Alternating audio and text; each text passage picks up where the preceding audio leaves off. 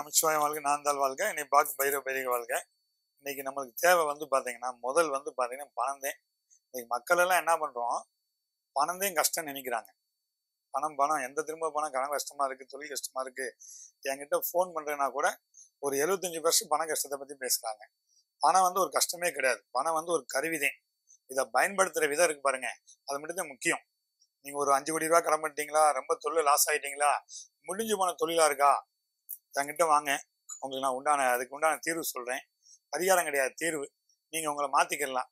நான் சொல்ற மாதிரி ஒரு 27 நாள் கடைபிடிச்சிங்கன்னா தொழில் சாணத்துல திருப்பி நிக்கலாம், மீண்டு நிக்கலாம். நம்ம தொழில் முடிஞ்சு போச்சு, தொடக்கமா இருக்கு, தொழில் நடக்காம போயிடுச்சு, இல்லையா ஏமாத்திட்டாங்க அப்படின்லாம் நினைக்க வேண்டாம். இனிமேல் தொழில் சரி பண்ணிக்கலாமே, நேரம் இருக்குல்ல, நேரம் பொண்ணானது. நடந்ததை பத்தி பேசிக்கிட்டு இருந்தீங்க, போயிடுச்சு அப்படின்னு வருத்தப்பட்டு இருந்தீங்கன்னா உங்களுக்கு ரொம்ப கஷ்டம்தான். புதுசா தொடங்கலாம், என்ன பண்ணலாம் அடுத்து அப்படின்னா வாழ்க்கை அடுத்தடுத்து. தொழில் தொடங்குற பாத்தீங்கன்னா நடந்ததை நினைக்க கூடாது. இன்னைக்கு நம்ம புதுசா தொழில் தொடங்குறோம், என்ன பண்ணணும் அப்படின்னு நம்ம எடுத்துக்கிட்டே இருந்தோம்னா ஒரு தொடக்கம் பண்ணிக்கிட்டு இருக்கீங்க. அடுத்த நம்ம தொழில் செய்யறது எல்லாருக்குமே நம்மளுக்கு கொண்டுதான் தொழில் நடக்குதுன்னு நினைக்கிறீங்க, அது தவறு. அந்த காலத்துல பேர் வைக்கிறதெல்லாம், ஒரு பேர் வைக்கிறது பாத்தீங்கன்னா KP கந்தசாமின்னு பேர் வைப்பாங்க, தாத்தா பேரு முப்பாட்டம் பேரு சேர்த்து வைப்பாங்க. அந்த மாதிரி எந்த தொழில் பண்றீங்களோ உங்க தொழில விரயமாகும். அந்த தொழில் உங்க குலதெய்வ தொழிலாகவும் உங்க முன்னோர் தொழிலை நினைச்சு பண்ணீங்கன்னா அது பாத்தீங்கன்னா விரயத்தை குறைச்சு கொடுக்கும். பேர் மாத்தெல்லாம் வேண்டாம். எந்த தொழில் பண்றீங்க, கல்லால உட்காடுறீங்க, கல்லா வீட்டுல உட்காடுறீங்கன்னா சில சூட்சமான பொருள், ஒரு 3 பொருள் வச்சிருங்க. விரயமில்லாத தொழிலா இருக்கும். விரயமான ஆனா தொழில கூட உங்களுக்கு சேர்ந்து கொண்டு செலுத்தும். முதல் பரிகாரம்ன்றதுக்கு பாத்தீங்கன்னா, உங்க வீட்டுல இருக்கிறது கல் உப்பு எடுத்து வைங்க. ஆபீஸ்லயும் சரி, ஒரு வீட்லயும் சரி, வீட்டுல எங்க தொழில் பார்த்தா கல் உப்பு எடுத்து ஒரு நீங்க உட்கார இடத்துல ஆபீஸ் ரூம்ல வைங்க. ஹலோ ஹலோ ஹலோ, சொல்லுங்கம்மா. நேரலையில போயிட்டு இருக்குங்களா? ஆமா ஆமா, வணக்கம்மா, நல்லா இருக்கீங்களா? வணக்கம், நல்லா இருக்கீங்களா? சார், சித்தர்கிட்ட பேசணும்னா என்ன பிரச்சனை? நீங்க என்கிட்ட சித்தர் தான் பேசுங்க. என்ன பிரச்சனை உங்களுக்கு? சார், நான் இப்ப ஒரு எக்ஸாம் எழுதினேன் சார், UGTRPன்னு. சரிங்கம்மா. அதுல 1 மார்க்ல என்னோட வேலை வாய்ப்பு பறி போயிருச்சு சார். சரிம்மா, உங்களுக்கு என்ன ராசிங்கம்மா? நான் கன்னி ராசி, ஹஸ்த நட்சத்திரம். சரிம்மா, நம்ம நடந்ததை பத்தி கவலைப்படாதீங்க, திருப்பி முயற்சி பண்ணுங்க, அதுக்கு உண்டானது கிடைக்குமா. உங்க வீட்டு பக்கத்துல ஏதாவது கோயில் இருக்குல்ல, அம்பாள் கோயில் இருக்கா? பிள்ளையார் கோயில்ல எல்லா சாமியும் இருக்காங்க. பிள்ளையார் கோயில் இருந்தா அங்க சூலாயுதம் வச்சிருந்தாங்கம்மா. ஒரு சூலாயுதம் அருகம்புல் பிடிச்சபடி வைங்க. சரிங்க சார். கல்வி கொடுக்கறது கல்வி கணபதினு இருக்காரு. இப்ப நம்ம கோயில்லாம் பாத்தீங்கன்னா கல்வி கணபதி தனியா வச்சுக்கிறோம். சரிங்க சார். அதே மாதிரி பாத்தீங்கன்னா அவருக்கு முதல் கல்வி விரயமாகுது அப்படின்னா பிடிச்சபடி அருகம்புல் வச்சுக்கங்க, அதை வச்சுட்டு வாங்க. பக்கத்துல காக்காக்கு இருந்தா சாப்பாடு வச்சுக்கங்க. சரிங்க சார். உங்க நட்சத்திரம் என்ன நட்சத்திரம் சொன்னீங்க? ஹஸ்த நட்சத்திரம். ஹஸ்த நட்சத்திரத்துக்கு 2 கருப்பு கொடையை வாங்கி கொடுங்கம்மா. உடனே தீர்வு. கருப்பு கொடை, கருப்பு கொடை இருக்குல்லம்மா, கருப்பு கொடை வாங்கி கொடுங்க. 2 கொடை வாங்கி கொடுங்க. யாருக்கு சார்? யாருக்காவது? வயதான தம்பைகளுக்கு யாருக்காவது 2 பேருக்கு வாங்கி கொடுங்க. சரிங்க. நாங்க பூஜை பண்றோம் அம்பாளுக்கு. நம்ம ராகு காலத்துல பூஜை பண்ணுவோம், நாங்க பூஜை பண்றோம். கால பைரவருக்கு பூஜை பண்ணுவோம், ஒரு தேய்பிராஷ்டமி கால பூஜை பண்ணுவோம். வர்ற அமாவாசை விசேஷமான அமாவாசை. இந்த 5, 6 அமாவாசை குரு அமாவாசை வருது, கல்விக்கு உண்டான அமாவாசை. பிரிட்டிங்க தேவி யாகம் பண்றோம், அந்த யாகத்துல கலந்துக்குங்க.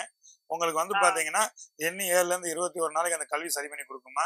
அந்த கல்வி சரி பண்ணி கொடுத்த பிறகு எங்களை கேளுங்க, நான் சாமிக்கு என்ன செய்யணும் கேளுங்க, நாங்க விவரம் சொல்றோம்மா. நீங்க அந்த அமாவாசை பூஜை கலந்துக்குமா. ஆமா, நம்ம கோயில் தேனி. நீங்க திண்டுக்கல் தானுங்க? நீங்க இப்ப நம்ம கோயில் தேனி மாவட்டம் போடி நாயக்கனூர்மா. போடி நாயக்கனூர் விஸ்வாசவரம் கோயில், பதிலாளிம் கோயில். நல்ல தேன் வந்தீங்கன்னா தேன் வாங்கிட்டு வாங்க, வரமிளகா வாங்கிட்டு வாங்க, நெய் வாங்கிட்டு வாங்க. அமாவாசை பூஜையில உட்காந்து கலந்துக்குங்க. நம்ம 10:30 மணிக்கு ஆரம்பிச்சு 1 மணிக்கு முடிப்போம். நல்லா கேட்டுக்குமா, பணம் காசு கூட அழிய போறது, அழியா செல்வ கல்விதான். ஆமா, அது உங்களுக்கு வேணும். அமாவாசையில உட்காருங்க, நாங்க பண்ணி கொடுக்குறோம். அந்த கல்வி கிடைச்ச பிறகு சாமிக்கு என்ன தேவைன்னு கேட்க செய்யுங்கம்மா. நன்றிங்கம்மா.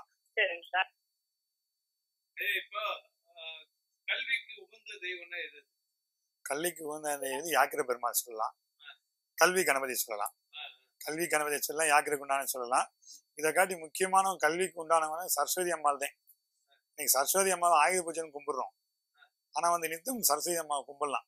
எழுதுற பேனா இருக்கு இல்லைங்கய்யா, எழுதுற பேனா, நம்ம எழுதுற பேனால வாழ்க்கையில முக்கியம் நம்மளுக்கு கல்வி. அது மாதிரி எழுதுறதுக்கு தொழில். இந்த பேனாவை சரஸ்வதி அம்மாவை நினைச்சாங்கனால் எழுதுகோல் இருக்குல்ல, எழுத்துக்கோல் பிரமே தலையெழுத்தை மாத்துறேன்றாங்க. நம்ம தலையெழுத்து மாத்துறது அந்த பேனா மட்டும்தான், எழுதுற கையெழுத்து மட்டும்தான். அதே மாதிரி அந்த பேனா எடுக்கும் போது எழுதும் போது செய்யும் போது மட்டும் அந்த பிரம்மனையும் அந்த சரஸ்வதி அம்மாவை நினைச்சுக்கிட்டோம்னா நம்ம கல்வி செல்வம் ஞான செல்வம் கிடைக்கும். நாணம் கிடைச்சாதே மற்றதெல்லாம் கிடைக்கும். நாணம் மிகப்பெரிய நாணம் அந்த கையில இருக்க பேனா. அதுல வந்து ஓம் சரவண பவனா எழுதிட்டீங்கன்னா இன்னைக்கு ஒரு நாளைக்கு நீங்க பேனா எடுத்தீங்கன்னா சரஸ்வதி கையில கொண்டு, சரஸ்வதி வேற யாரும் இல்லை, நம்ம வீட்டு பெண்ணுங்க நம்ம கையில இருக்கிறது சரஸ்வதி. அது இதயத்துல தானே வைக்கிறோம், லெப்ட்ல வைக்க மாட்டோம்ல. வைக்கிறது போல இதயபூர்வமா இருக்கணும் அப்படின்னு எழுத்தாணின்னு சொல்லுவாங்க. அந்த எழுத்தாணி சரஸ்வதி அம்பாள். அந்த எழுத்தாணி இதயபூர்வம் வைக்கிறோம். எழுதும் போது ஓம் சரவண பவன் ஓம் எழுதிட்டாங்கன்னா அவங்க வாழ்க்கையில என்னைக்கும் பிரச்சனையே கிடையாது. இன்னைக்கு கையெழுத்து போறதுக்கு ஒரு நல்லது கையெழுத்து போறதுக்கு எழுத்தாணி வேணும்ல. அவங்கதான் சரஸ்வதி அம்மா. நம்ம அடுத்த கட்டத்துக்கு கொண்டு போறாங்களே, ஒரு பதவி உயர்வு பண்றாங்கன்னா அதுக்கு அந்த அம்மா சரஸ்வதி அம்மா கையில இருப்பாரு. எல்லாரும் கேட்டுங்க, எல்லாத்துக்கும் சொல்ற பதில். நம்ம லட்சுமியை கும்பிடுறோம், காளி தேவியை கும்பிடுறோம், பார்வதி அம்மா கும்பிடுறோம், சரஸ்வதி அன்னைக்கு சரஸ்வதி பூஜை அன்னைக்கு தான் கும்பிடுறோம். ஆனா சரஸ்வதி நம்ம தினம் நம்மளுக்கு வேலை பார்த்துட்டு இருக்கிறவன், அவளை கும்பிடுறோமா? ஆனா அது யாராருக்கு அந்த கையில எழுத்தாணி வச்சிருந்தாங்கன்னா அவங்க கையில எழுத்தாணி யாராரு கையில வச்சு எழுத போறாங்களா அவங்க சரஸ்வதியை தொடுற மாதிரிதான். அந்த சரஸ்வதி அம்மாவுக்கு கோடி மந்திரம் சொல்ல வேண்டியது, லட்சம் மந்திரம் சொல்ல வேண்டியது இல்லை.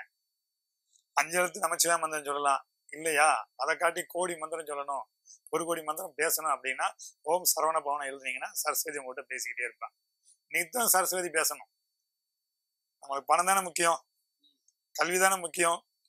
நமக்கு அடுத்த கட்டத்துக்கு போறதுக்கு நம்ம பேனான்னு சொல்றோம்ல, யாராரு அது சரஸ்வதி தாயா நினைச்சாங்கன்னா அவங்களுக்கு எல்லா செல்வம் கிடைக்கும். 12 ராசிக்காரர்கள் வணங்க வேண்டிய தெய்வம். 12 ராசிக்காரர்கள் சகலமும் வேண்டிக்கிறது வந்து பாத்தீங்கன்னா அம்பாள் ஆதிசக்தி மட்டுமே. அந்த தெய்வம் இந்த தெய்வம் யாரையும் கும்பிட வேண்டாம், ஆதிசக்தியை கும்பிட்டுலாம். அது பராசக்தியா இருக்கலாம், பிரித்திங்கா தேவியா இருக்கலாம், சப்தகன்னியா இருக்கலாம். இப்படி ஒவ்வொருத்தவங்களும் இருக்காங்கல்ல. 12 ராசிக்காரங்களுக்கும் 12 பைரவர் இருக்காரு, கால பைரவர். ஒவ்வொருத்துக்கும் தனித்தனியா பைரவர் இருக்காரு. ஒவ்வொரு பைரவருக்கு தனித்தனியா பேர் சொல்றேன், அடுத்த லைன்ல சொல்றேன். யார் யார் எந்த பைரவரை கும்பிட்டாவே எல்லாம் கிடைக்கும். அதுமாதிரி 12 ராசிக்காரன் எல்லாம் சேர்ந்து ஒரு அம்மாவை கும்பிடணும் அப்படின்னா அது ஆதிபராசக்தி. நம்ம மகா காளி, பத்ரகாளின்னு சொல்லுவோம்ல, உச்சாணி மகா காளின்னு சொல்லுவோம்ல, இந்த காளி இப்போது 3 எழுத்து மந்திரம் 2 எழுத்து மந்திரத்துல அந்த அம்பாள் உங்களுக்கு காட்சி கொடுக்கும். ஏன் வந்து எல்லாத்துக்கும் வந்து காளியை கும்பிடணும்னு சொல்றோம் அப்படின்னா அவதான் வாழ் தெய்வம், நம்ம கூட வாழ்ந்துகிட்டு இருக்கா. எந்த படையிலும் போட்டதுல எப்படி எது வைக்க வேண்டியதில்லை, செய்ய வேண்டியதில்லை. தாயே அவரை வணங்கி வாதாயின்னு வந்தா வீட்டுல வந்து உட்காந்துக்கிடுவான். யாரு திரிசூலம் கும்பிடுறவங்களோ காளி கும்பிடுறவங்களே. இப்ப சில வீடுகள்ல குலதெய்வ வழிபாடு இருக்கும், சில வீடுகள்ல குலதெய்வ வழிபாடு இருக்காது. குலதெய்வ வழிபாடு இருந்தால் அந்த வீட்டுல என்ன நடக்கும், குலதெய்வ வழிபாடு இல்லைன்னா அந்த வீட்டுல என்ன நடக்கும்? குலதெய்வ வழிபாடு நல்லா கேட்டுங்க. நீங்க எந்த கோயிலுக்கு போய் கட்டுக்கட்டா பணம் போடலாம், தங்க நகை போடலாம், ஒரு அன்னதானம் போடலாம், அதுல எந்த பிரயோஜனம் இல்லை. குலதெய்வ வழிபாடு இல்லாம நீங்க எந்த காரியம் சொன்னாலும் அதுல 25% உங்களுக்கு பலன். நீங்க என்ன புண்ணியம் பண்ணாலும் அதையாவது குலசாமி வழிபட்டு நீங்க எந்த காரியம் செய்யறீங்கன்னா அதுக்கு 100% பலன். குலதெய்வத்தை கும்பிடாம போய் எந்த கும்பிட்டுன்னு ஒரு பிரயோஜனம் கிடையாது. அது நம்ம பின் வர சந்தேகம் இருக்குல்ல, அவங்கள பாதிக்கும். நம்ம இருக்கிறவங்க சொல்லணும், இப்ப நம்ம குலசாமி இப்படிதான் இருக்கு, இப்படிதான் கும்பிடணும், இந்த குலசாமி வணங்கு அப்படின்னு நம்ம முன்னாடி சொல்லிட்டு போனா மட்டும்தான் நம்மளை தொடங்குவாங்க. குலசாமி கும்பிடாதவங்க அவங்க வந்து பாத்தீங்கன்னா சரிபாதி இல்லைங்க, ஒரு 20% தான் போய் பரிகாரம் பண்றதுல. எல்லா கோயிலும் பரிகாரம் பண்ணிட்டாங்க, எல்லாமே போய் செஞ்சுட்டாங்க, என்னை குலதெய்வம் காப்பாற்ற மாட்டேது அப்படின்னா குலசாமி தினம் கும்பிட சொல்றோம், தினம் நிலைநாட்டுங்க அப்படின்னு சொல்றோம். குலதெய்வ வழிபாடுங்கய்யா நம்ம வருஷத்துல ஒரு மாச சிவராத்திரிக்கோ மாலி அமாவாசைக்கு அன்னைக்கு கும்பிடக்கூடாதுங்கய்யா. வீட்டுல ஒரு விளக்கு ஏத்துங்க, காமாட்சி விளக்கு ஒரு விளக்கு வச்சுங்க. காமாட்சி விளக்கு எதுக்கு ஏத்துன்னு மக்கள் தெரிஞ்சுக்குங்க. நம்ம இறந்து போனா காமாட்சி விளக்கு தான் ஏத்துவாங்க. ஒரு வீட்டுல போய் பொண்ணு போனா விளக்கு தான் கொஞ்சம் வைக்க சொல்லுவாங்க. காமாட்சி விளக்குல நம்ம பேசுறதுதான், யார்கிட்ட பேசுறது, குளத்துக்கிட்ட பேசுறதையும் காமாட்சி. உருவம் இல்லாதவ காமாட்சின்னுவாங்க. இப்ப மூங்கில் காமாட்சிக்கு உருவம் இல்லாதன்னுவாங்க. அந்த மாதிரி மூங்கில் முக்கியம் இல்ல. நம்ம ஒரு கோயிலுக்கு போறோம், ஒரு பந்தக்கால எப்படி மூங்கில் முக்கியமோ அந்த மாதிரி குலதெய்வ வழிபடுறவங்க ஃபுல்லாவே குலதெய்வமே வரலன்றாங்களே, நான் 5 வருஷம் கும்பல 6 வருஷம் கும்பலன்றாங்களே, ஒரு 16 மா இலை எடுத்துங்க. 16 மா இலை எடுத்து வீட்டுல கட்டுங்க, அதையும் கட்ட வேண்டாம். ஒரு 16 மா இலை எடுத்து வெள்ளிக்கிழமை கட்டிட்டு ஒரு காமாட்சிக்கு தீபம் போட்டாங்கன்னா அவங்க வீட்டுல குலசாமி இருக்கும். எப்படி இருக்கும் அவங்ககிட்ட சொல்லும், ஒரு சவனமா ஏதோ அப்படி சொல்லும். எண்ணி அவங்க 3 கிழமை ஏற்ற சொல்லுங்க. 4ஆவது கிழமை வந்து என்கிட்ட கேட்க ஐயா இது வரைக்கும் நான் குலசாமி ஏது விளக்கு கும்பிட்டேன், இது வரைக்கும் என் விளக்குல குலசாமி உட்காரல, என் கூட பேசல, நான் 16 மாலை எடுத்து கட்டினேன், இப்ப இந்த விளக்கு போட்டிருக்கீங்கயா, எங்க வீட்டுல சவன் அடிக்குது, எங்க வீட்டுல முதல் யாரோ சொல்றாங்க, ஒரு பாப்பா மாதிரி அந்த வீட்டுல உட்காந்துருக்கு, நான் என்ன செய்யணும் கேளுங்க, நான் விவரம் சொல்றேன். அனுபவிச்சு சொல்லல, ஜாதகம் சொல்லல, பரிகாரம் சொல்லல. உங்க குலதெய்வத்தை ஒரு 16 மாயில போதும் வீட்டுல கட்டி காமாட்சி விளக்குல யார் 21 நாள் விளக்கு ஏத்துறாங்களோ அந்த வீட்டுல சாமி வந்து உட்காராது, நிறைஞ்சு சமணங்கால் போட்டு உங்ககிட்ட கேட்கும். நிறைஞ்சு உட்காருது எப்படி இருக்கும்? நம்ம திருவிழாக்கு எல்லா கோயிலும் போய் சாமிக்கு படையில போடுவோம், பொங்க வைப்போம். அந்த திருவிழாக்கு போறது பள்ளையம். நீங்க யார் இது பண்றீங்கன்னா என்ன 20 நாள் உங்க வீட்டுல இருக்கும். அது ஏன் வரலன்னு வரலையா வந்து நல்லதையும் சொல்லும் கெட்டதையும் சொல்லும். சப்போஸ் உங்ககிட்ட வரல, எனக்கு இப்படி வராம இருக்கு, உருவத்தை மட்டும் காட்டுதா அப்படின்னா உங்களுக்கு சாமி உத்தரவுதேன். உன்னுடைய குலசாமி நான் சொல்றமே விளக்கு ஏற்றி உன் வீட்டுல வந்து உட்காந்து உங்ககிட்ட சொல்லிட்டு போனா என்கிட்ட கேள், ஐயா அந்த மாதிரி சொல்லியிருக்கு, நான் என்ன செய்யணும் கேள். உன் வீட்டுல 20 நாள் வரல, நீங்க சொன்ன நான் விளக்கெல்லாம் ஏத்தினேன், 20 நாள் வரல அப்படின்னு அதையும் கேள். அதுக்கு உண்டானது சொல்றோம், அதே மாதிரி பண்ணு. 3 நாள்ல 21 நாள் முடிச்சு நான் சொல்ற மாதிரி வரல அப்படின்னு சொல்ற சாமிகிட்ட 3 நாள் நான் சொல்ற மாதிரி திருப்பி நான் செய்யுங்க. 3ஆவது நாள் உட்காந்துருக்கோம். அம்மா வணக்கம்மா. வணக்கங்கய்யா. வணக்கம் சார். வணக்கம் சார். வணக்கம். நல்லா இருக்கீங்களா? தம்பி எடுத்தாங்க. சொல்லுங்க. ஒண்ணும் இல்லை, இந்த முந்தான நைட்டு நமக்கு சாமக்குறையை நம்ம போட்டு வந்தாங்க. என்னங்கய்யா? சாமக்குறை. சொல்லுங்கய்யா. முந்தாந்து வந்து நம்ம வீட்டுக்கு கொஞ்சம் நமக்கு செய்வன இருக்கு சொன்னாங்களாய்யா? அப்படின்னு சொல்லிட்டு போயிருக்காங்க. அதான் அவங்ககிட்ட எப்படி கேட்டேன். ஐயா சாமக்கோடா இங்க வந்து பாத்தீங்கன்னாங்கய்யா சொல்லிட்டே போன செய்வன செய்யக்கூடாது, பரிகாரம் பண்ணக்கூடாது. அவங்க இப்பதான் குலசாமி பத்தி பேசிட்டு இருக்கிற ஒரு வீடியோ பேசிட்டு இருக்கிறேன். சரி சாமி. ஆமா வீடியோ போட்டு இருக்கிறோம், குலசாமி பத்தி பேசிட்டு இருக்கிறோம். நீங்க என்ன குலதெய்வத்தை சாமி கும்பிடுங்க. சரி சார். விடாத வந்து பாத்தீங்கன்னா ஒரு 21 நாளைக்கு காமாட்சி விளக்கு வச்சிருப்பீங்களே? ஆமா காமாட்சி விளக்கு. அதுல விளக்கு ஏத்துங்க. ஒரு 16 மாயில வீட்டுல வைங்க, வெள்ளிக்கிழமை. சரி சார். என்ன வைக்கிறேன் சாமி? மாயில எடுத்து தோரணமா 16 மாயில எடுத்து தோரணமா கட்டுங்க. சரி சாமி. கட்டிட்டு உங்க சாமி வந்தோடனே கூப்பிடுங்க. சரி சாமி. ஐயா கோடாய்க்கு வந்தாங்க, இதெல்லாம் வந்தாங்க, எனக்கு நல்ல விஷயம் நடக்கல, இப்ப என் சாமி என் வீட்டுல உட்கார்ந்து இருக்கு, இந்த மாயில கட்டின பிறகு இந்த விளக்கத்துல பிறகு உட்கார்ந்து இருக்கு, நான் எப்படி கொண்டு செலுத்துன்னு கேளுங்க, நான் வரேன்னு சொல்றேங்கய்யா. சரி சார். நம்ம சிவாயம் வாழ்க, நான் இருந்தாலும் வாழ்ங்கய்யா. சரி சார். ஐயா இப்ப நாளைக்கு மக்களை சந்திக்கிறீங்களா? நாளை மறுநாள் சந்திக்கிறீங்களா? நாளைக்கு வந்து நான் ஸ்ரீபெரும்பூர்ல சந்திக்கிறேன் மக்களை. நாளைக்கு காலைல வந்து பாத்தீங்கன்னா ஒரு 12 மணில இருந்து 6 மணி வரையும் ஸ்ரீபெரும் மக்களை சந்திக்கிறேன். மக்களை சந்திக்கிற முக்காவாசி வந்து உடம்பு முடியாதவங்களை தான் சந்திக்கிறேன்.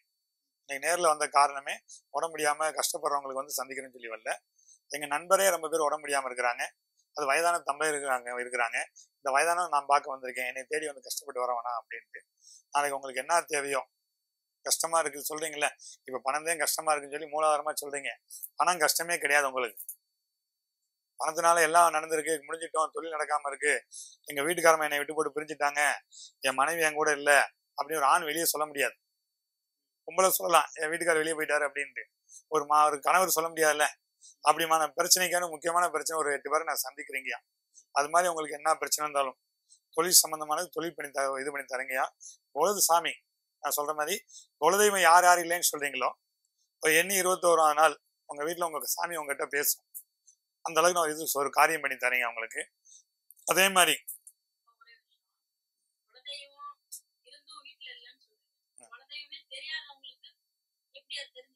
அதாவது இவ்வளவு நாள் குலதெய்வமே இல்லைன்னு நம்ம என்னென்னமோ தெரிஞ்சுக்கிறோம், எதுக்குலாம் ஆசைப்படுறோம், வீடு கட்ட ஆசைப்படுறோம், கல்யாணம் வாங்க ஆசைப்படுறோம், ஏன் ஒரு பஸ் நைட்டை கூட ஆசைப்படுறோம். ஆனா ஆசை குலதெய்வம் ஆசைப்படலாமே, நம்ம வீட்டுல தெரியப்படுத்துறேன், உருவத்தை காட்டுன்னு சொல்லி ஆசைப்படலாம்ல. அந்த ஆசை நிறைவேற்றி தரேன்னு சொல்றேங்க. இப்ப வந்து கொள்கையே வந்து பாத்தீங்கன்னா அந்த கொள்கை இந்த கொள்கை நமக்கு எதுக்கு வேண்டாம். இனிமேல் சாமி எதுக்கு செய்ய வேண்டாம்.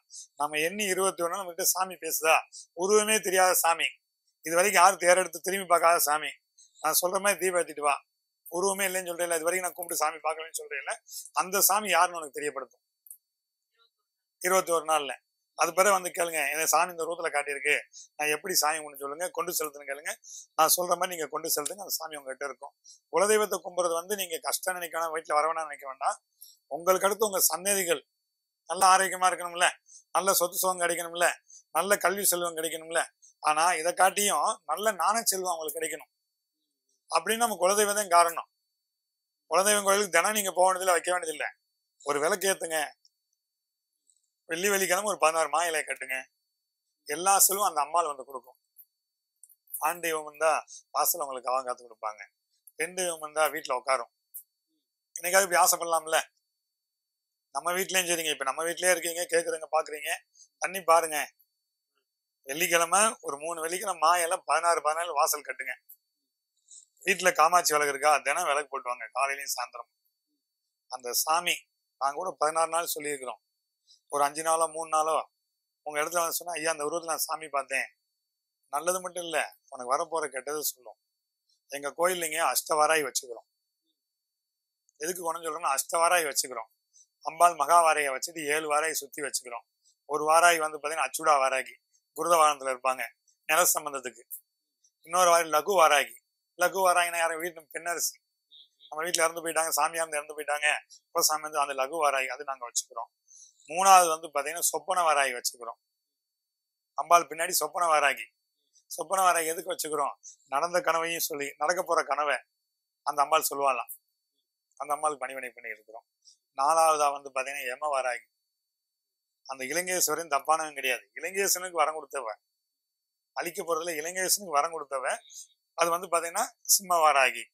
இன்னொன்னு வந்து பாத்தீங்கன்னா ஆதி வாராகியா வச்சுக்கிறோம். அந்த ஆதி வாராகிட்ட வந்து பாத்தீங்கன்னா இன்னைக்கு தஞ்சை பெரிய கோயில்ல அவருக்கு சிலையே கிடையாது, ஒண்ணும் கிடையாது. இன்னைக்கு பெரிய ஆளுக்கெல்லாம் சிலை வச்சிருக்காங்க தங்கத்துல எல்லாம். இன்னைக்கு அவருக்கு வந்து பாத்தீங்கன்னா ஆதி வாராகி வந்து பாத்தீங்கன்னா ராஜராஜ சோழனுக்கு காட்சி கொடுத்து அந்த அம்மா நிலைநாட்டின பிறகு அந்த ராஜராஜன் கோயில் கட்டி அவருக்கு அடுத்த வம்சம். இன்னைக்கு உலகத்துல பெரிய கோயில் யாரு கட்டிருக்காங்கன்னா, இந்தியாவில சொல்லலாம், நம்ம ராஜராஜனை சொல்லலாம். உலகத்துல பெரிய கோயில் யாரு கட்டுறீங்கன்னா, கம்போடியா நாட்டில ராஜராஜ சோழனுடைய மகன் ராஜேந்திர பிரசாத் தான் கட்டியிருக்காரு. உலகத்துல கோயில் கட்டணும் தமிழன். இதுக்கு யாரு காரணம் தெரியுங்களா? அந்த அம்பாள் வாராகி. இப்படி நாங்க 7 வாராய் வச்சுக்கிறோம். 7வதா 8வது வாராய் மகா வாராயை உள்ள வச்சுக்கிறோம்.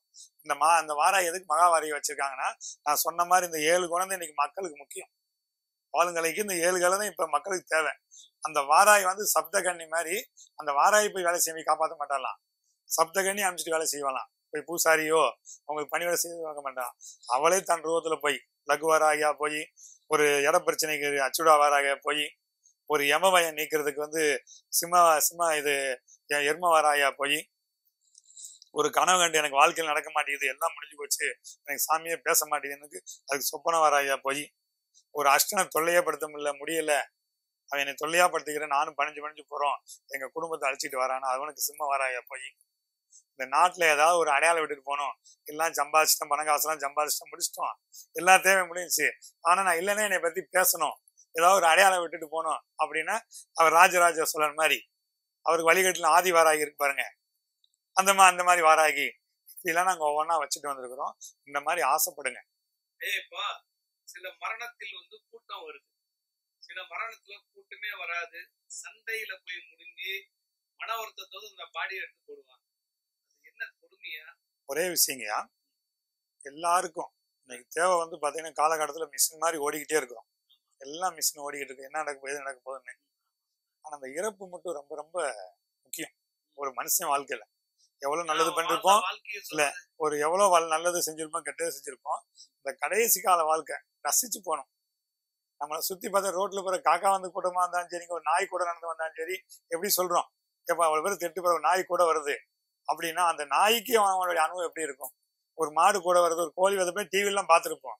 அதே மாதிரி ஒருத்தர் இறந்து போயிட்டா, ஆணோ பெண் இறந்து போயிட்டா, மக்கள் செல்வருக்கு பாத்தீங்களா, அது மட்டும்தான் அவனுக்கு புண்ணியம். மக்கள் செல்வம் இல்லாம ஒரு 5 பேர் இறக்குறான், அந்த வீட்டுல கதை வீட்டுல சண்டை எடுத்து செத்தும் அவன் இது பண்றான்னா, அந்த ஜீவராசி அது எப்படி இருந்தா யாரா இருந்தாலும் சரி, அவன் பாவப்பட்ட ஜீவராசி, திருப்பி பிறப்பான் செய்வான். இப்ப இவங்க சொல்லுவாங்க சாமி மாதிரி இறந்து போயிட்டாருப்பா, இவங்க சாமி மாதிரி கும்பிட்டாங்கப்பா, இந்த ஆள் இறந்தாருப்பா, இந்த மாடு கூட வந்துச்சுப்பா, பாத்துருப்பீங்க, இந்த ஆள் இறந்தாருப்பா, இந்த நாய் கூட வந்துச்சுப்பா. அப்ப எல்லா ஜீவராசியோட பற்றா இருக்காரு. இன்னைக்கு போனா மாலையை வாங்கி அவளா மாலையா வாங்கிட்டு போறாங்கப்பா, ஒரு ஐயர் தூக்கிட்டு போறாங்கப்பா, ஒரு சாமியார் போய் தொட்டு வர்றாங்கப்பா, இப்படி எவ்வளவு பேர்த்த சொல்றாங்க. இந்த சமயத்துல ஒரு நடிகரை சொன்னோம், யாரும் தெரியுங்களா? மயில்சாமி.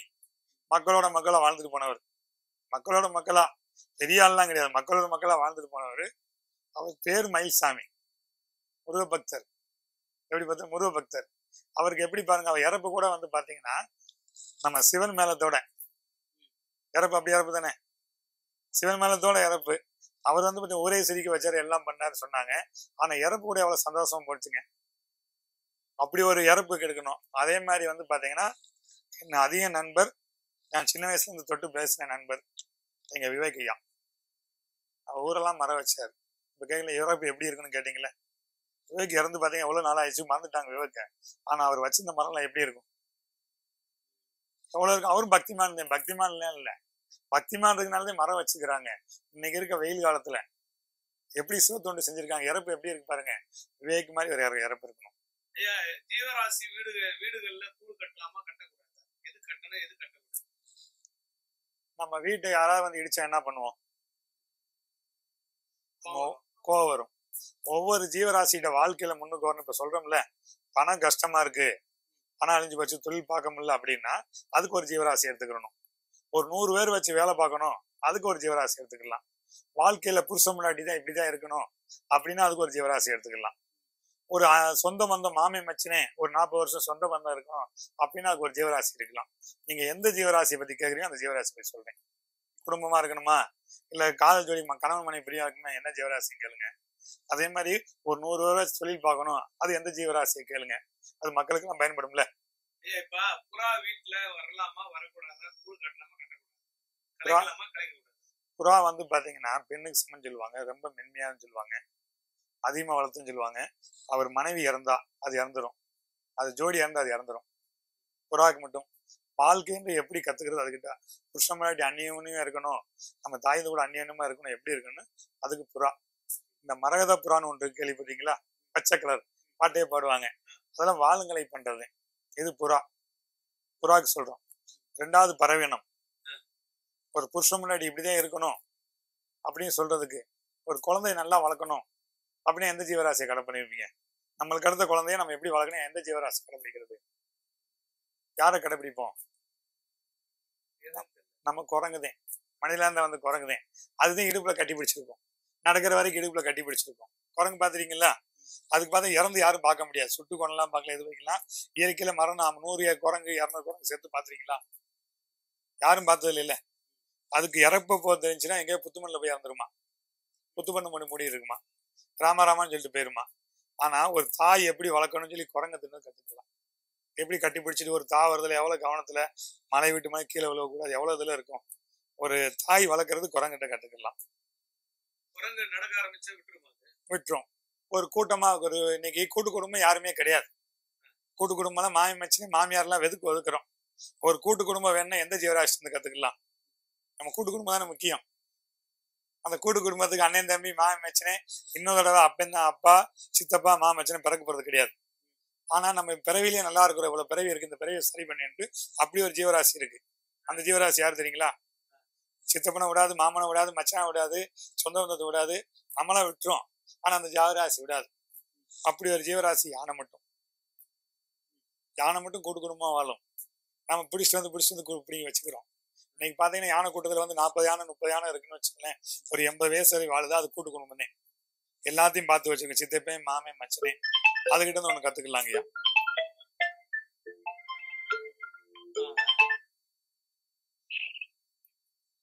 ஐயா வணக்கம்யா. ஹலோ. அம்மா வணக்கம், சொல்லுங்கம்மா. எப்படி இருக்கீங்க ஐயா? அம்மா சொல்லுங்க, யார் பேசுறீங்க?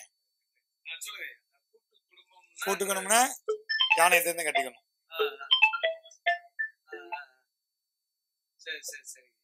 யானைகிட்ட இருந்து கத்துக்கலாம். அதே மாதிரி வந்து பாத்தீங்கன்னா இன்னொரு ஜீவராசி வாழ்றதுல முக்கியமான ஜீவராசி. இப்ப நான் சொல்றீங்கல்ல, ஒரு அரமனை கட்டணும். என்ன கட்டணும்? அரமனை வச்சுக்கணும். அரமனையில நம்ம தலைவரா இருக்கணும், இல்லாட்டி சிப்பாயா இருக்கணும். சிப்பாயா இருந்தா ஒண்ணு கத்துக்கிட்டா, தலைவரா இருந்தா ஒண்ணு கத்துக்கலாம். நம்மளை சுத்தி 100 பேர் வேலை செய்யணும். அந்த 100 பேருக்கு நம்ம சாப்பாடு போடணும். அதுக்கு தான் திறமை வச்சுக்கணும்ல. அதே திறமை காட்டியும் இந்த 100 பேருக்கு பாதுகாப்பான இடம் கொடுக்கணும். மன்னர் தானே கொடுக்கணும், பாதுகாப்பான இடம் கொடுக்கணும். அதே மாதிரி ஒரு மழை காலத்துல அரண் வந்தாலும் அதுல பாதுகாக்கணும், விஷப்பூச்சி வந்தாலும் பாதுகாக்கணும். அப்படி ஒரு ஜீவராசி இருக்கு தெரியுங்களா? மக்களோட மக்களா மக்களோட இருந்து வாழ்ந்துக்கிட்டு அந்த ஜீவராசியை கடைபிடிச்சீங்கன்னா நீங்க அழகா கட்டடம் கட்டலாம். நீங்க அழகா வந்து பாத்தீங்கன்னா மக்கள் அந்த கட்டடத்துல உட்கார வைக்கலாம். அந்த 100 பேருக்கு நீங்க வேலை கொடுக்கலாம். அந்த 100 பேருக்கு வேலை கொடுத்துருக்கலாம். அந்த 100 பேரு சாமி கும்பிடலாம். அந்த 100 பேரும் தாய் தந்தையை பார்ப்பாங்க. 100 குடும்பம் தாய் தந்தையை பார்த்தா எப்படி இருக்கும்? இன்னைக்கு அனாவசியமே கிடையாது. அப்படி ஒரு ஜீவராசி யாரு தெரியுங்களா? யார சொல்லுவான்? நான் சொல்லிருக்கிறேன். நான் எவ்வளவு சொல்லிருக்கிறேன். நான் எனக்கு குருநாதர் வந்து பாத்தீங்கன்னா 18 சித்தர்கள் எனக்கு குருநாதரா அவங்க வழியில இருந்து அவங்களுக்கு சிசிய பிள்ளையில நான் வந்து சொல்லிட்டு வரோம். 18 சித்தர்கள்ல அவங்க ஒரு சீடர்ல நாங்க குருநாதரா சொல்லிட்டு வந்திருக்கிறோம். நான் வந்து எத்தனை பேரை பத்தி பேசி கூட நான் பேரும் புகழ் வாங்கல. என் நண்பர் செந்தில் பேசி 2.5 லட்சம் பேர் பாத்துக்கிறாங்க அந்த சித்தரம்பை பத்தி. சித்தரம்பை பத்தி வாசிச்சீங்கன்னா நீங்க வாழ்க்கையில எவ்வளவு முன்னுக்கு வரலாம் தெரியுங்களா? இப்பயும் சொல்றேன், சித்தரம்புடைய ஆயுதம் சிவன் படைச்சதுலே மிகப்பெரிய பொக்கிஷமான உயிரினம் எதுன்னா நம்ம சித்தரம்பு மட்டும்தான். நுணுக்கத்துல நுணுக்கம் அப்படி படைச்சிருக்காரு சித்தரம்பை. அது பார்த்தீங்கன்னா தண்ணி ஊத்தினா இறந்து போயிடும், ஜீனி போட்டா இறந்து போயிடும், நம்ம தேய்ச்சா இறந்து போயிடும். அதுக்கு வந்து சிவன் வந்து பாத்தீங்கன்னா எப்படி ஒரு இதயம் படைச்சிருக்கிறான், எப்படி ஒரு கால் படைச்சிருக்கிறாங்க, எப்படி ஒரு மூக்கு படைச்சிருக்கிறாரு, எவ்வளவு பெரிய சின்ன கண்ணுலாம் அந்த கண்ணுல எவ்வளவு பெரிய நாணத்தை படைச்சிருக்காரு. இதை காட்டி வந்து பாத்தீங்கன்னா மிகப்பெரிய சொத்து. அவர் மனசு எவ்வளவு பெரிய மனம் படைச்சிருக்காரு. சிறிதுல உலகத்துல மிக சிறியது சித்திரம். வாயில சிறியது ஆகாரமே சின்னதுன்னு இருக்காங்க. அந்த ஆகாரத்தை எடுத்து அணுவா முதல் பங்கெடுத்து படுத்த சிவனுக்கு கொடுக்குது. 2வது பங்கெடுத்து தாயந்தை கொடுக்குது. பஞ்சபூதத்தை அதுதான் கத்துக்கிறணும். 3வது பங்கு யாருக்கு கொடுக்கும் தெரியுங்களா? நலிந்து போனவங்களுக்கு கொடுக்கும். உடம்பு முடியாம இருக்காங்களே, நோய் நொடியோ இருக்காங்களா, அவங்களுக்கு 3வது பங்கு கொடுக்குமா. 4வது பங்கு நாளைய சந்ததிக்கு எடுத்து வைக்குமா. நாளைக்கு நம்ம எல்லாம் குட்டி போட்டிருக்கோம் வச்சுக்கிறோம், நாளைய சங்கத்துக்கு என்ன, நாளைய சங்கத்துக்கு ஒவ்வொரு எறும்பு எடுத்து வைக்குமா. 5வதையும் சாப்பிடுமா.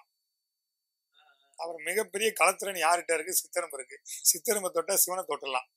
எல்லாங்க சித்தரம்பை தொட்ட எப்படிங்க சிவனை தொட்டுவீங்கன்னு சொல்லுவீங்க. இன்னைக்கு எத்தனையோ பூத கண்ணாடி வந்திருக்கு, எவ்வளவு சின்னதெல்லாம் பார்க்கறதுலாம் இருக்கு. சித்திரம் வாய் பாருங்க, அது எவ்வளவு சின்னதா இருக்கும் பாருங்க. அதை எப்படி 5 கூறா போடுதுன்னு பாருங்க. அந்த கூர்ல கடைசி சிவங்க எப்படி சாப்பிடுன்னு பாருங்க. அந்த கடைசி சிவங்க சாப்பிட்டு முடிச்சு சிவன் பங்க பாருங்க, சிவனை பார்க்கலாம். அதுல உயிரும் இருக்கும்.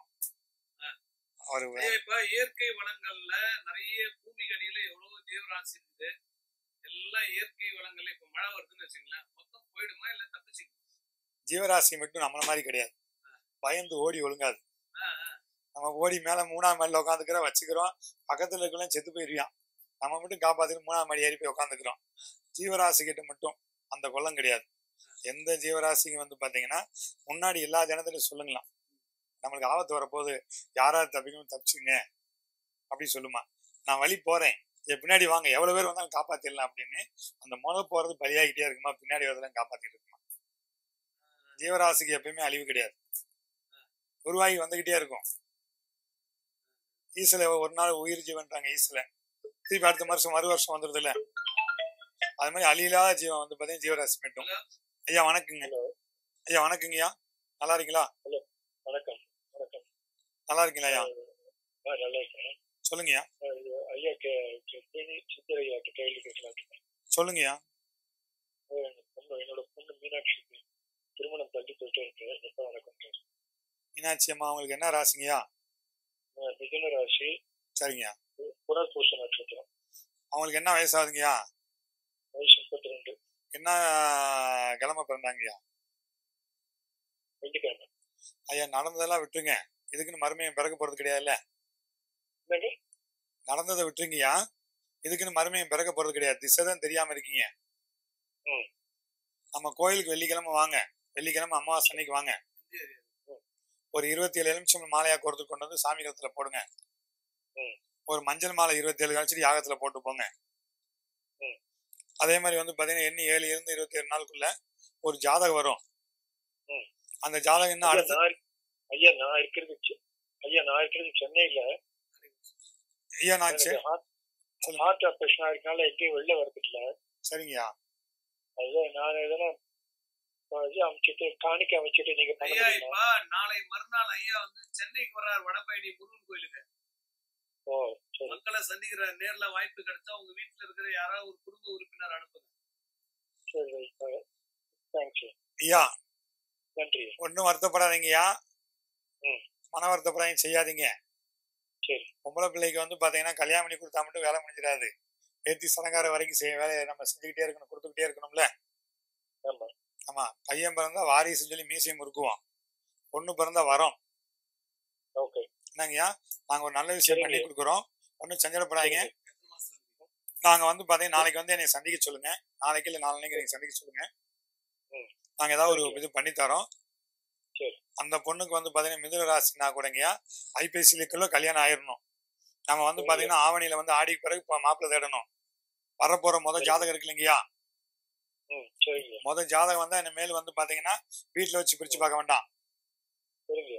கோயில் வாசல் பக்கத்துல ஏதாவது சின்ன சின்ன கோயில் இருக்குல்ல, ம். அந்த கோயில வச்சு செல்போன்ல ஜாதகம் அனுப்பிச்சுட்டா கோயில் வச்சு பிடிங்கிற வீட்டுல சாமி வீட்டுல வச்சு பாருங்க. கேது புத்தி இருந்தா சரி. ஒன்றரை வருஷம் தள்ளி போய்கிட்டே இருக்கும். சரிங்க. கேது நாணக்காரன். நீங்க கோயில்லயே வீட்டுல வச்ச ஜாதகத்தை எடுத்து பாருங்க, அந்த ஜாதகம் உங்களுக்கு அமையும். சரிங்க. நாளைக்கு வர சொல்லுங்க, நாங்க வேண்டிக்கிறோம், உங்களுக்கு எல்லாம் நடத்தி கொடுக்குங்கய்யா. சரிங்க. நடத்தி கொடுத்த பிறகு சாமி செய்யலாங்கய்யா. தேங்க்ஸ். இப்ப திருமணம் தள்ளி போவதற்கு என்ன காரணங்கள் சொல்லப்படுது? காரணம் வந்துங்கய்யா கிரக கோளாறு மட்டும் சொல்ல முடியும். ஒருத்தவங்களுக்கு வந்து பாத்தீங்கன்னா இப்ப துலாம் ராசியா இருக்கிறாங்க, மீன ராசியா இருக்கிறாங்க, விருச்ச ராசியா இருக்கிறாங்க. இவங்களுக்கெல்லாம் வந்து பாத்தீங்கன்னா 30 வயசு மேல 32 வயசு மேல கல்யாணமே ஆகும். பொம்பளை பிள்ளை இருந்து 25 வயசு மேல தரணும்.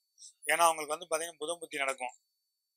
போன 5 வருஷமா 7 வருஷமா புதன் புத்தி விருச்ச ராசிக்காரங்களுக்கு. அப்ப கல்யாணம் படிக்கணும் வைக்கும் போது படிக்க தானே சொல்லுவாங்க. நமச்சிவாயம் வாழ்க வாங்கயா. ஹலோ ஹலோ வணக்கங்கய்யா, சொல்லுங்க. ஹலோ ஹலோ கால் பண்றவங்க டக்குன்னு பேசுங்க. ஐயா இன்னைக்கு நேரலையில வந்திருக்காரு, சென்னையில நாளைக்கு சந்திக்கிறது. ஐயா நாளைக்கு வந்து சென்னையில சந்திக்கிறீங்கய்யா. நாளைக்கு ஸ்ரீபெரும்பூர்ல 2 மணில இருந்து 6 மணி வரையும் சந்திக்கிறீங்க. 12 மணில இருந்து சந்திக்கிறேன், நேரில் வந்து செஞ்சுக்கலாங்கய்யா. நாளைக்கு மாலை மறுநாள் திங்கக்கிழமை வடபழனில கரிமகாலில் வந்து சந்திக்கிறோம்.